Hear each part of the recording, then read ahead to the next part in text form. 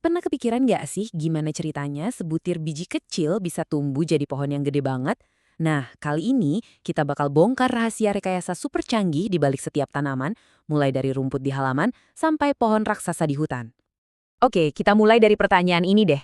Coba pikirin, apa coba persamaannya gedung pencakar langit yang tinggi menjulang sama tanaman hias yang ada di meja kamu? Kelihatannya emang beda banget kan? Tapi, ternyata prinsip dasar desain mereka itu mirip banget loh. Jawabannya, dua-duanya itu punya kulit buat perlindungan, punya kerangka biar bisa berdiri tegak, dan punya sistem pipa buat ngalirin semua kebutuhan. Yuk kita pakai analogi proyek konstruksi ini buat ngertiin betapa kerennya anatomi tanaman. Sama kayak bangunan manapun, semua itu dimulai dari fondasi dan kerangka yang kokoh. Buat tanaman, fondasi ini ya jaringan pelindung dan penyangganya. Mari kita kenalan sama kru konstruksi pertama kita. Yang pertama, ada epidermis. Anggap aja ini kayak lapisan cat atau dinding terluar dari sebuah gedung. Ini adalah kulit pelindung tanaman. Uniknya, kalau di akar tugasnya nyerap air. Tapi kalau di daun atau batang, dia justru ngeluarin lapisan lilin biar tanaman gak kehausan. Canggih kan? Kalau epidermis itu kulitnya. Parenkim ini ibaratnya isi gedungnya. Merekalah sel-sel pekerja serbaguna di proyek ini. Mereka yang isi ruang kosong, nyimpen makanan dan air, pokoknya merekalah kru yang ngerjain banyak hal penting di belakang panggung. Oke, kulit udah ada, isinya juga udah. Tapi, gimana caranya tanaman bisa berdiri tegak ngelawan angin dan gravitasi? Nah, disinilah tim spesialis penyangga masuk. Dan mereka punya dua jenis balok yang beda banget fungsinya. Ini nih bagian jeniusnya. Tanaman punya dua jenis penyangga. Ada kolenkim, ini tuh kayak tiang penyangga yang lentur buat bagian-bagian yang masih muda. Makanya batang muda bisa meliuk-liuk kena angin tanpa patah. Terus ada sklerenkim.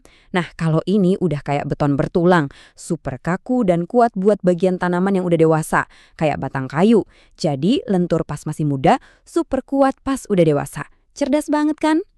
Struktur bangunan kita udah berdiri kokoh. Sekarang, waktunya kita pasang sistem internalnya. Anggap aja ini sistem perpipaan dan lift di dalam kota tanaman kita yang tugasnya masin air dan makanan sampai ke tujuan. Di dalam tanaman ada dua sistem pipa utama. Yang pertama, silem.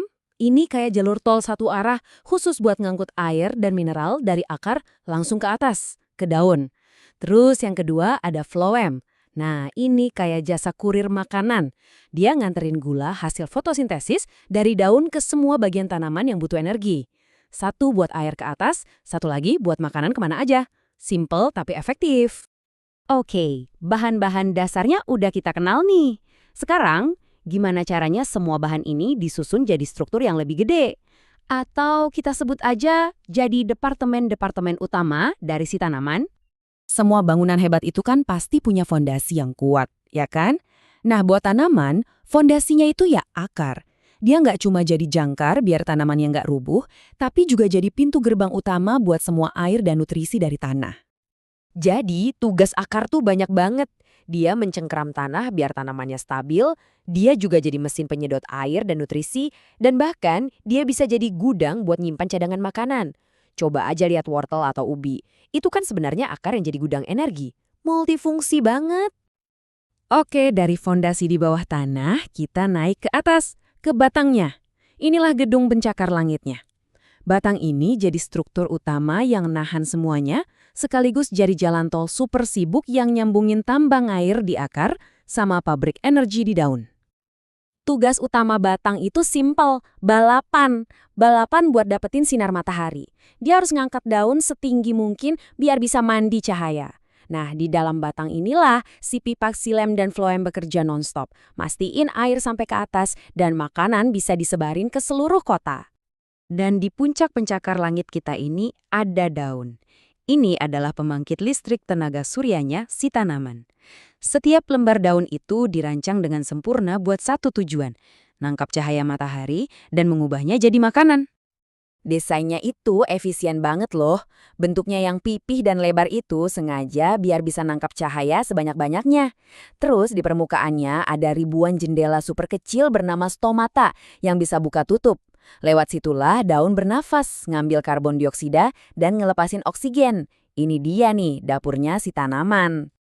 Oke, bangunan kita udah lengkap, sistemnya udah jalan semua. Terus, tujuannya apa? Buat apa semua ini? Tentu aja buat mastiin ada generasi penerus. Nah, sekarang kita masuk ke bagian yang paling memukau dari semuanya.